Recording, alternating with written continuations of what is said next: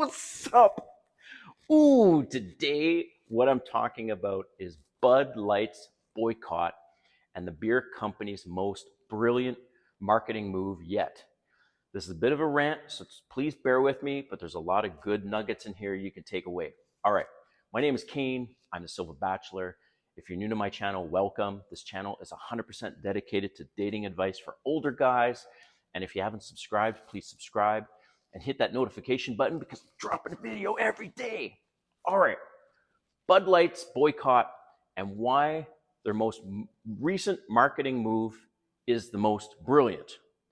And right off the top, you're probably wondering, what the fuck does this have to do with dating advice, right? Okay, what it has to do with dating advice, and you don't have to watch the whole video, I'm just gonna go right to it. What it has to do with dating advice is that you can make a royal fuck up in your life, like big time. Bankruptcy, divorce, pregnancy, whatever, like getting fired from your senior job, senior level role, whatever. You can make a major fuck up and you can take that and turn it around for something amazing.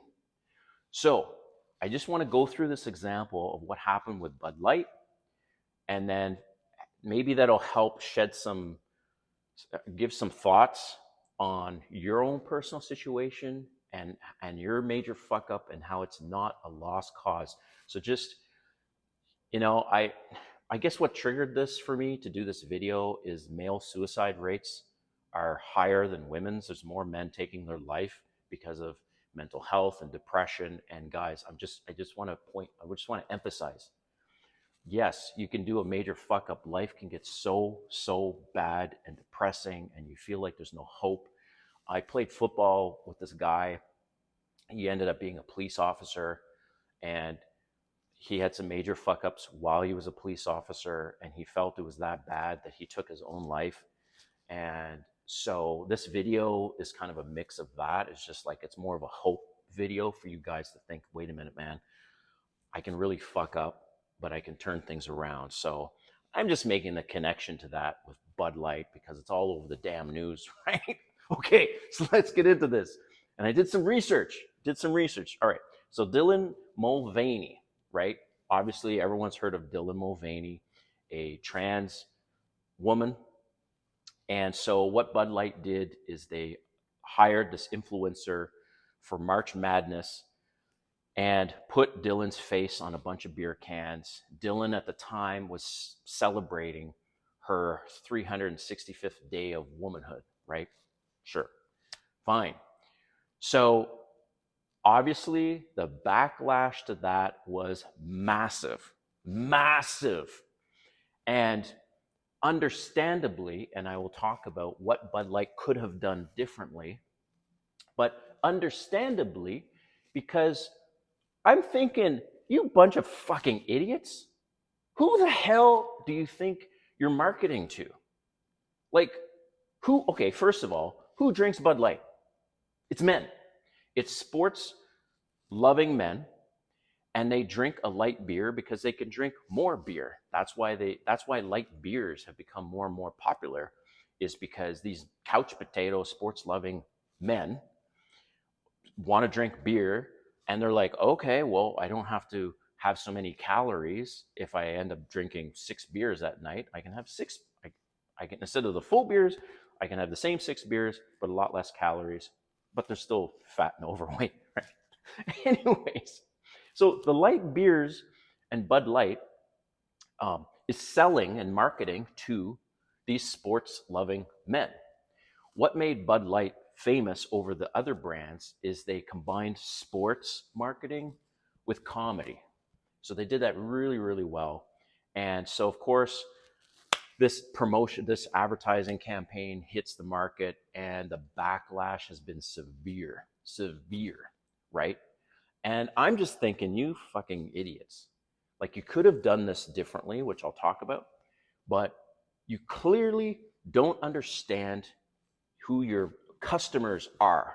Like, I really have an issue with brands, and I will talk about Marvel as well, is they're creating these woke movies with these female heroes. They're diminishing the male heroes. And 70% of the superhero movies are watched by men. Like, what the fuck? Like, we don't want to see female heroes. Really, at the end of the day, I want to see a guy kicking some other guy's ass because I wish I could be that guy. Right? Right? Like, fuck. Anyways, so Bud Light. So what did they do recently? Maybe you've heard about it, maybe you haven't. Is they recently partnered with the UFC again. So UFC, they were a partner with UFC, and I think UFC stopped being. Bud Light wasn't their major partner. So Bud Light just signed a $100 million deal, maybe a month ago, with UFC, which is fucking brilliant. The most brilliant marketing move that Bud Light could have done is to spend even more money, secure that partnership, because UFC is all about manliness. It's sports. It's aggressive sports. It's like the opposite of the sports that Bud Light has been partnering with, like with football and all these things. Like, you can't get any more manly of a sport than UFC. Like, it's combat at its best, right? I'm a huge UFC fan. Love it.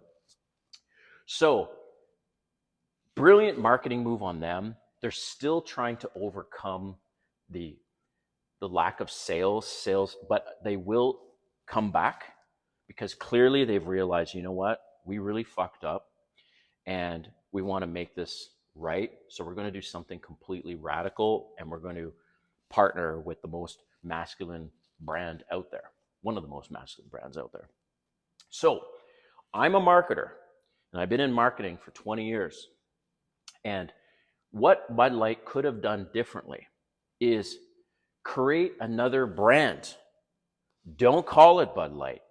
Don't call it Bud Light Mulvaney or whatever it was that they were trying to do. Maybe they just put her face on the cans and it wasn't actually another name for it. But so I'll give some examples. Toyota and Lexus. Lexus is Toyota, but Lexus is another brand. It's the luxury version of Toyota, right? So they clearly knew that.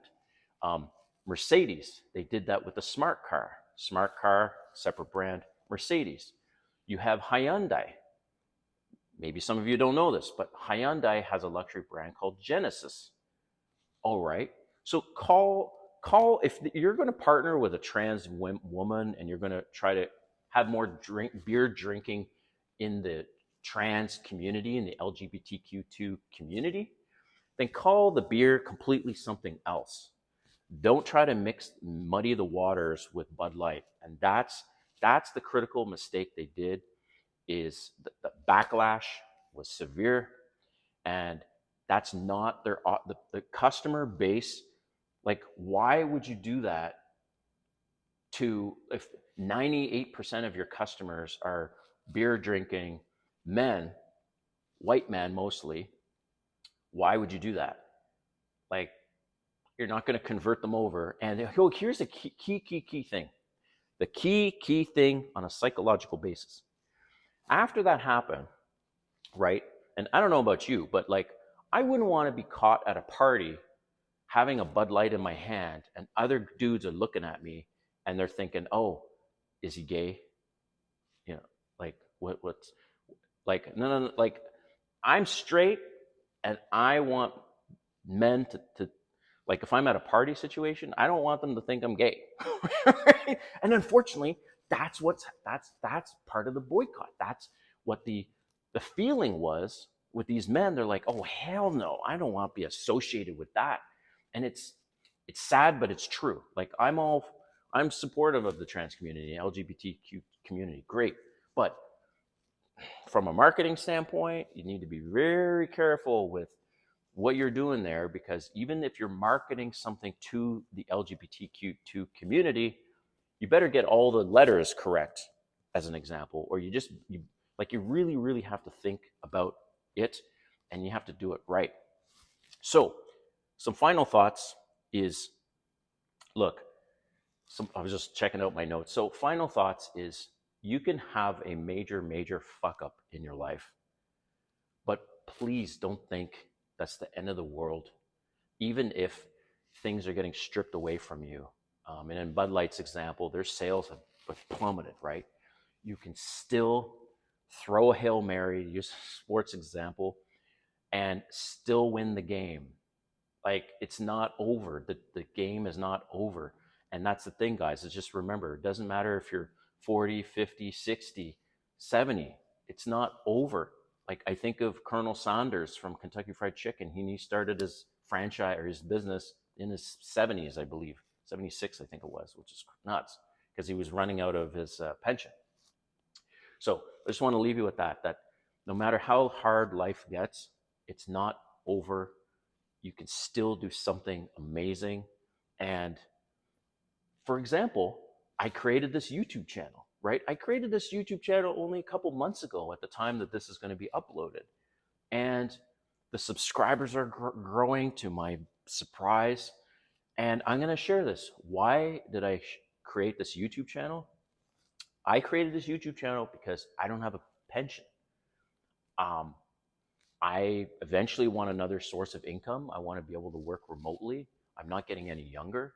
And I thought, you know what? I'm going to give this YouTube thing my full and undivided attention. And maybe this will help me financially down the road. I'm in this for, the long term. And so don't think that life is over just because of your age and you're stuck, because you still can do amazing things. So